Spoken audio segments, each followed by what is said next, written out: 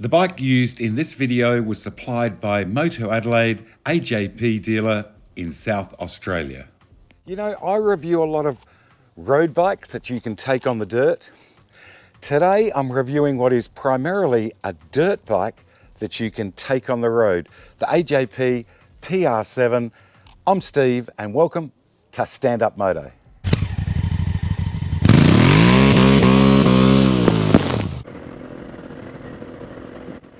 If you're a new viewer, welcome. If you're a return viewer, welcome back. Now, just quickly before we get into the actual review, I'm going to take 60 seconds to tell you who AJP actually are, because unless you're a hardcore off-road adventure rider, or you may never have even heard of AJP.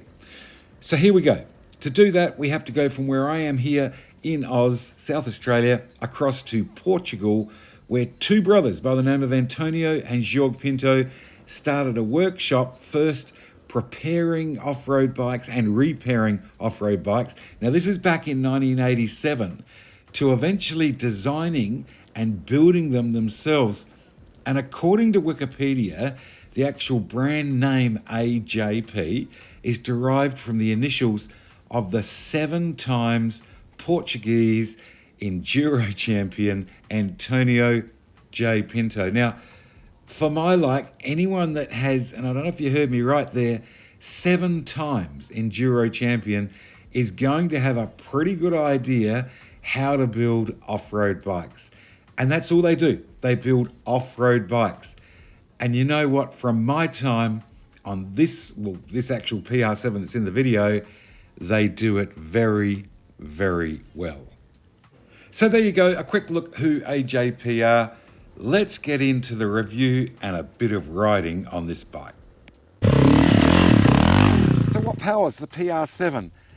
A 600cc or a whisker over 600cc single cylinder, 4-stroke motor, dual overhead cams, 4 valves per cylinder, I was going to say. It's only got 1 cylinder, dopey, but at a glance, it looks like a twin from a distance, because each outlet valve has got its own separate pipe coming out the front here, nice and breathy. Your plug access, spark plug access, is nice and simple. If you do the inevitable, if you do creek crossings and you ride fairly hard, and unfortunately it happens, you accidentally drown the bike, you don't have to pull half the bike apart to bleed it out, to dry it out. There's the plug, pop that off. You can pull the plug out, run it over on the starter wheel, you know the system. If you're unfortunate enough to have drowned your bike, it happens. What else have we got? 76mm stroke, up and down. 76.5mm stroke, I think it is actually. 100mm bore, so it is a proper thumper. Wet multi-plate clutch, there's the dipstick. Oil filter access is nice and simple. 6-speed box, no quick shifter on this one, but look, in all my time of riding it, I didn't need the quick shifter. It produces in standard form, as you would drive it or ride it off the showroom floor, about 48 horsepower. This bike has had the PowerUp kit, takes it up to just shy of 60 horsepower. Actually, I think it's 58 horsepower with the PowerUp kit, and we'll talk about that directly. It's a really good thing. The frame itself, it's not a stressed motor, so you've got no problem doing any size jumps, etc. on this. It's an aluminium steel composite. Now, what do I mean by that? The subsection here that comes through and up is steel. It's in that nice metallic red colour too, same as the rocker covers. The main backbone section here is alloy that, of course, holds the top of the rear shock. So, yeah, I guess we call it a composite frame. Did I point out electric start in there? Of course, because there's no Kickstarter on any of these new things. This is a powerful, neat, compact, lightweight unit.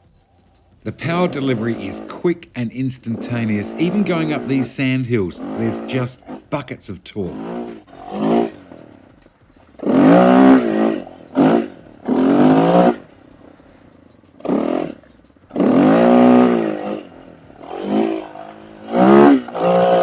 When I was saying at quick glance from a distance, you think it's a little twin.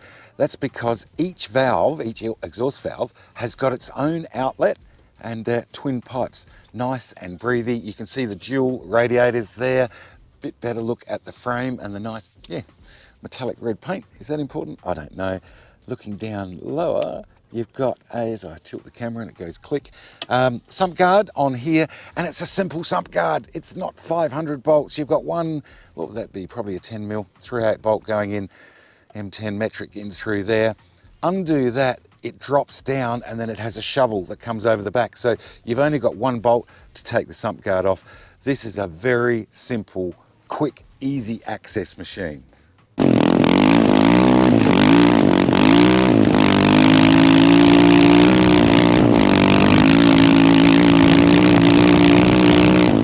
Up the front, 90 by 90, 21-inch front wheel, alloy rim, steel spokes, as you can see. Actually, they're a decent heavy spoke too.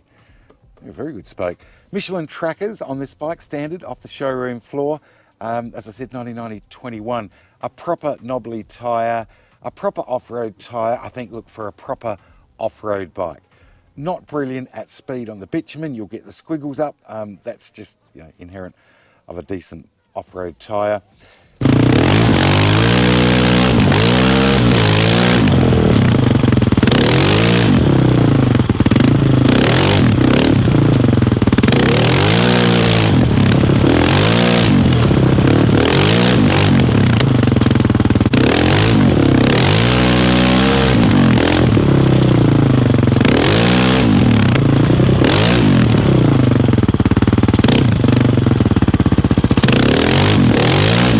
Anodised front hub. Can I spin the front wheel around? Yes, I can. Anodised front hub.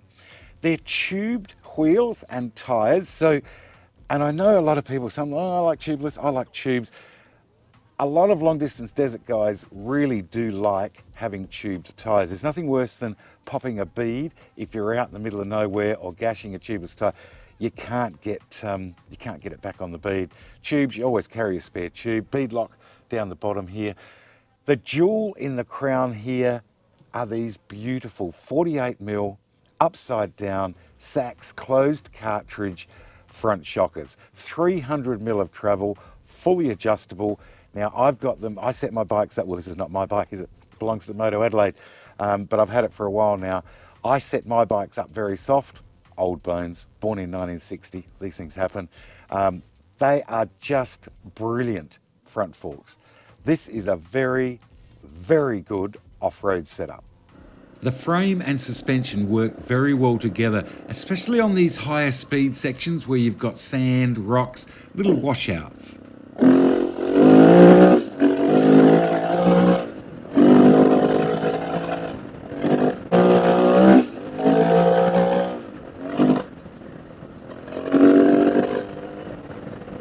And if you keep the power into it, it'll click up to just shy of 100 mile an hour. That's about 160 kilometers per hour, and it remains stable. Something else I like is the look of these side covers. Well, guess what? They're not side covers. There's your fuel tank. One here, and on the other side of the bike, one here. And hopefully it's not too dark and you can see up in here, but there are the two tanks. 17 litres in capacity. And there's where you fill it. All of that fuel weight is carried down low. Brilliant.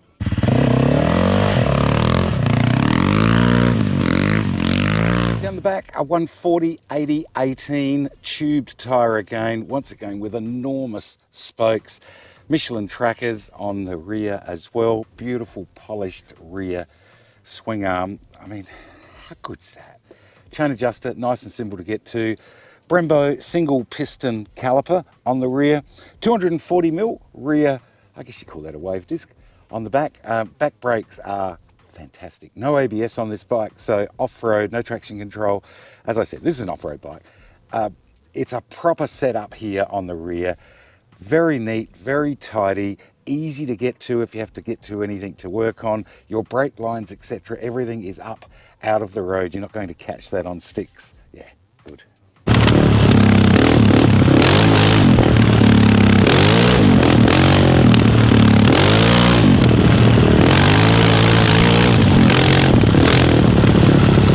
Here, little thermo fan, and my testing on this bike in the time I've had it, I have been running in some extreme heat. We've been up around 40 degrees, whisker over, that's Celsius of course, And yeah, it's been great. Bike didn't get hot at all. Fan did cut in, spent a lot of time on, but didn't affect the performance.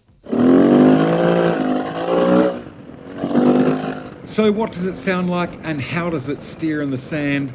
Let's have a play.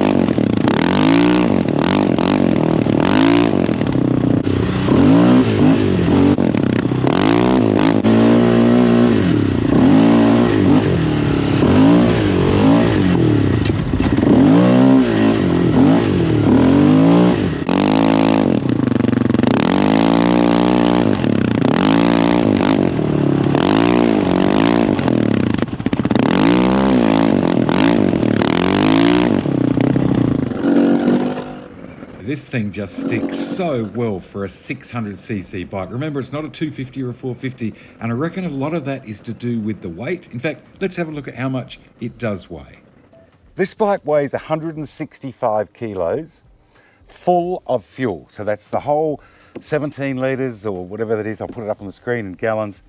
17 litres of fuel, all ready to go, 165. Actually, I weighed this bike on aircraft scales and it came in at 163, and I think that would be because it's got the upgrade kit on it. I would say the Doma exhaust is somewhat lighter than the standard exhaust. 163 kilos with just shy of 60 horsepower in a chassis like this with suspension like this. It really makes this a magnificent bike. And I guess the closest competitor to this bike, well, you could say some of the KTM models, of course, but there's a lot of people shying there, a bit shy, not sure about the future of KTM, etc. So a bike that I've spent a lot of time on, and that's the Tenere, the T7.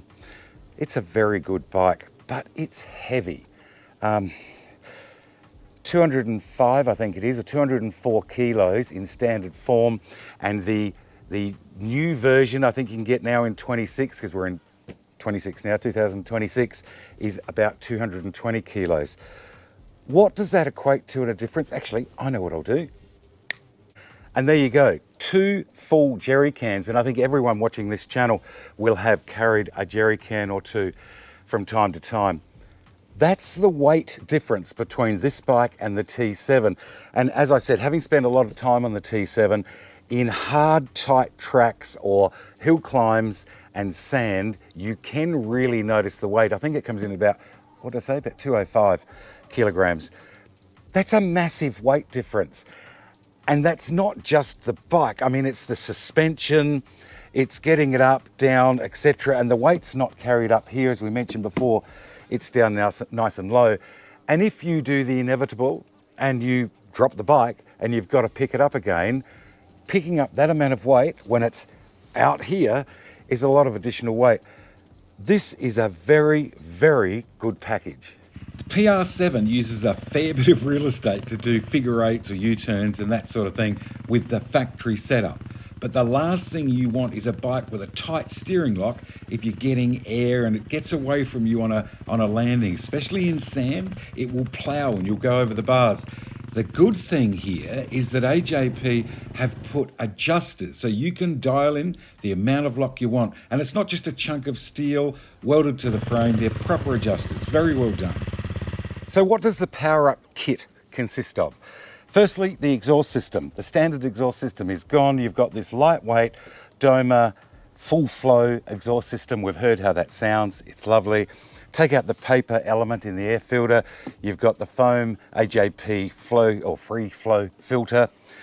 But more importantly, I think the ECU upgrade, which changes the whole fuel delivery system and everything. And this PowerUp kit is approved by AJP, so it's not going to affect different bits and pieces. It is something they approve as part of the upgrade kit if you want to go from 48 horsepower up to 58 horsepower. I can't tell you what the 48 horsepower is like. I have seen articles, etc., where people are more than happy with it. This one is fitted with the upgrade kit. And look, the power to weight ratio for me on this bike is magnificent.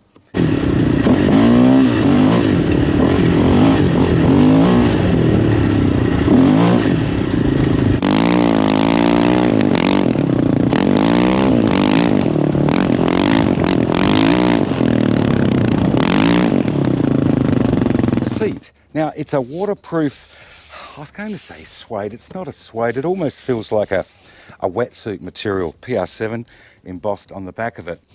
And it's weird, it's so comfortable, and I'm not used to that on like fully off-road type bikes to have a comfortable seat. That's good, nice blue stitching on there. There's a keyhole on the side here, turn, it just undoes a little clip, slide it back, seat comes off. And there we are. There's the seat itself. Looks like the bungees are not on here. I think this is where the toolkit goes because the toolkit is not in this bike. Fuel filter, lithium-ion battery to keep this bike lightweight. And this bike is incredibly light. Have we spoken about the weight? If not, I will shortly. It is so light. Fuses, all easy to access. You can see the ducting there that comes down into those twin tanks. So there's your filler up there. Yeah, that is a very neat, tidy, easy setup.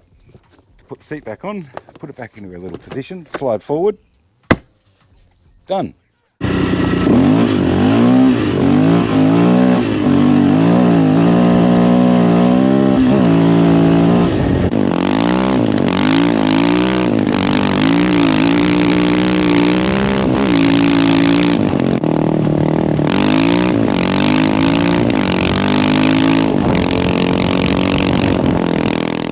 Up the front, 300mm wave type rotor again.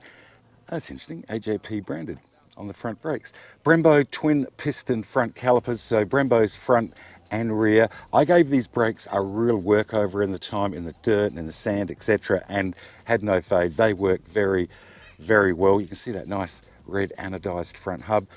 Decent fork covers on the lower section of the inverted forks. They're a decent heavy material, so you're not going to, I don't know what it is, some sort of plastic, nylon, whatever. But yeah, they do the job. Yeah, the last thing you want is little marks on your forks because that goes up and you do seals in. So very important.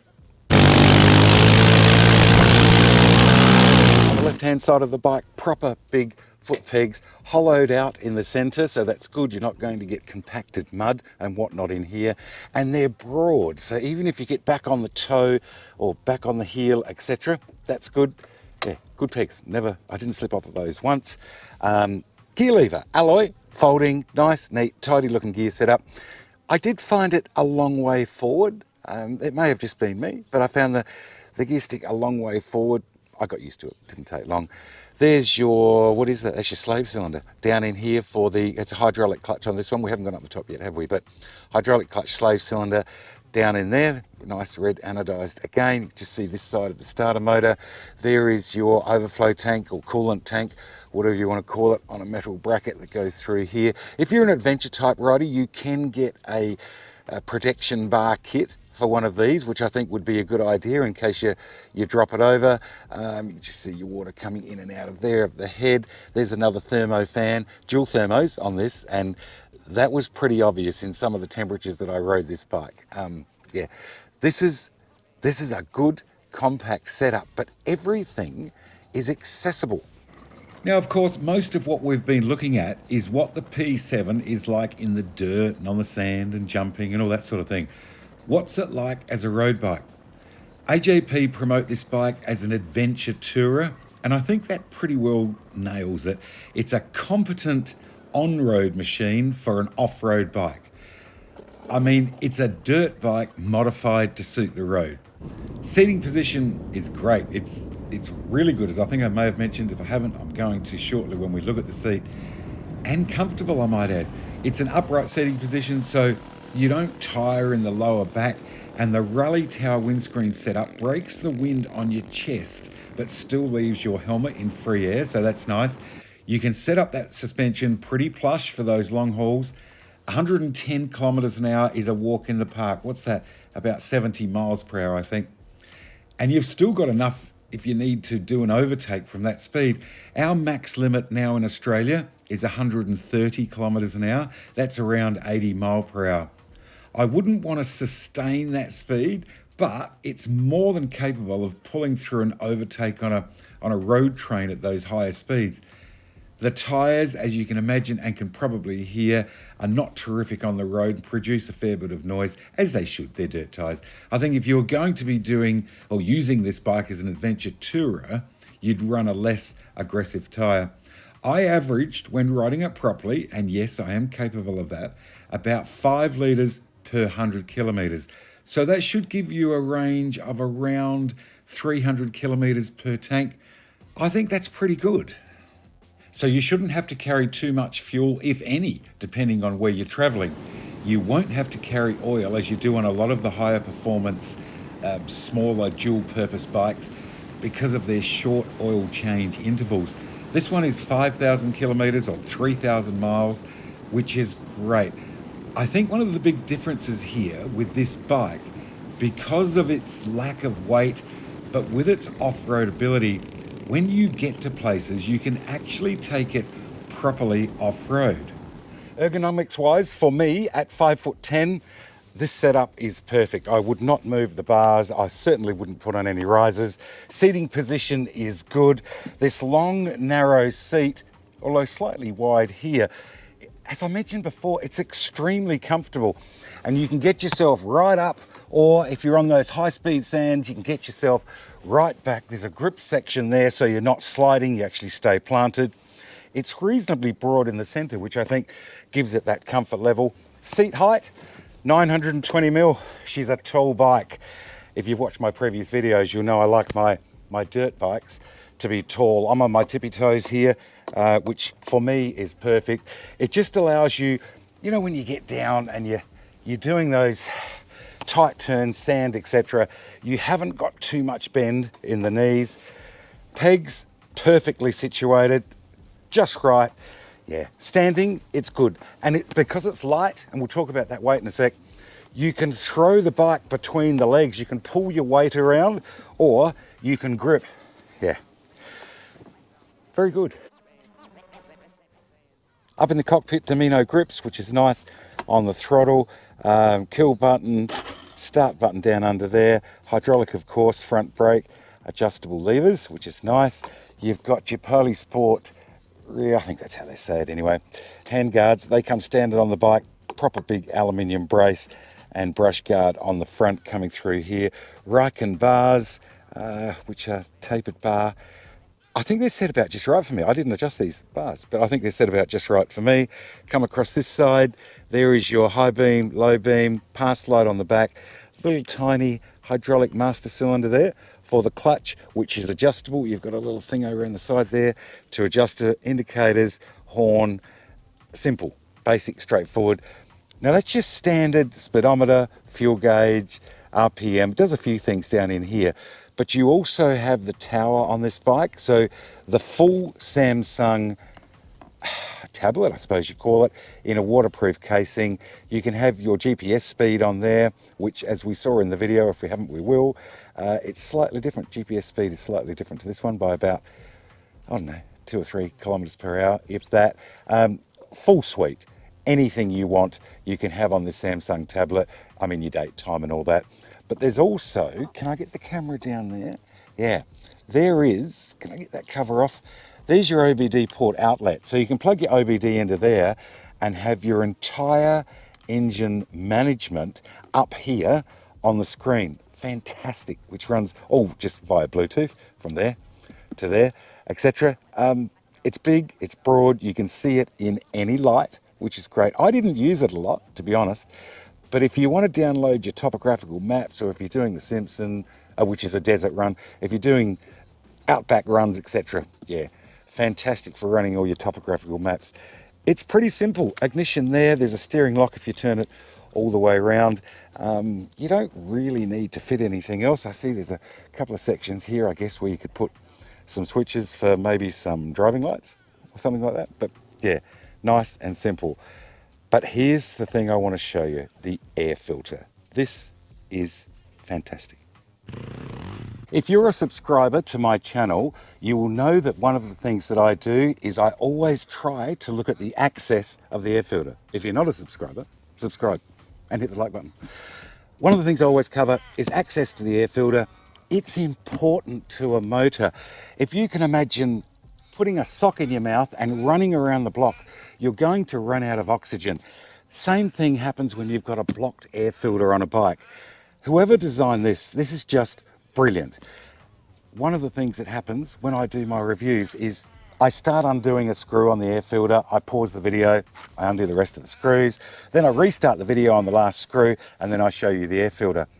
On this bike, I'm not even going to bother to do that because it is so fast. And this is twofold. There are two very important things about this air filter. First thing is the access.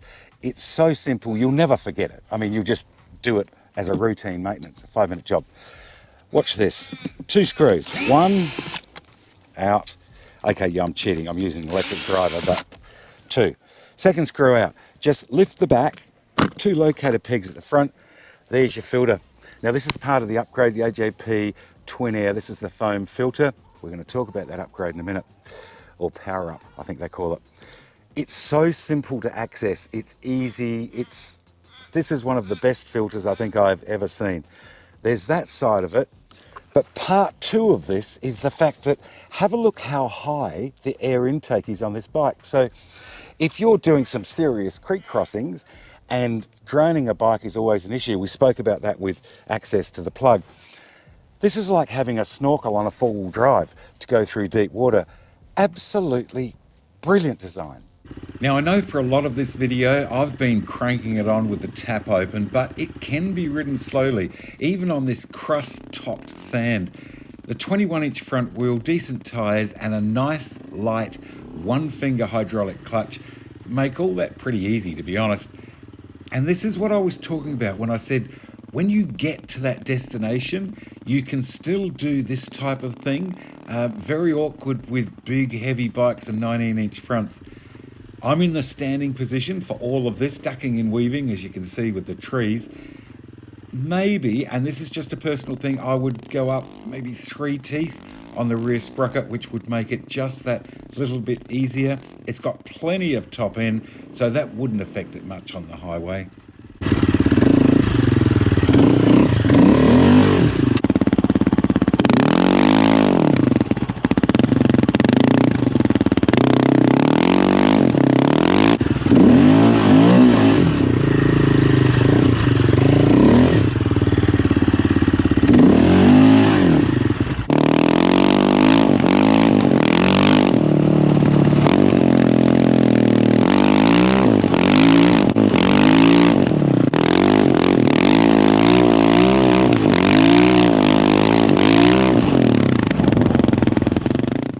So I guess that brings me to my summary and conclusion. Well, firstly, I have to take this bike back to Moto Adelaide, and I can tell you I really did not want to. Secondly, I guess the elephant in the room, the cost. This bike comes in at 23,000 Australian dollars right away, and that is a lot of money. It is, I might add, only a couple of $1,000s more than the T7. But you have to do nothing to it, and serious off-road riders will really appreciate that. This is a handmade bike by designers that have got off-road riding in their veins. Actually, this is the second incarnation of this bike. Any little niggles and issues that were in the first version were addressed by AJP, and I like that. A manufacturer that is small enough to listen to its customers and actually do what they ask. That's a good thing. This is a compact, lightweight, tall, slim, well-balanced bike with great suspension, LED lighting all around, respectable fuel capacity and economy. It's highway capable. A lot of these things aren't. I love the feel and sound of the big single and the way it delivers its power. The low and mid-range torque is excellent. Everywhere you stop, people want to talk about it, and if wheelies are your thing, you're going to love this bike. Bring it up in second gear and go right through to top gear, and it just sits there. Look, there's so much more I would like to say about this bike, but time is against us. So what is my final say? I would love to own this bike. It's El Brillante. It's brilliant.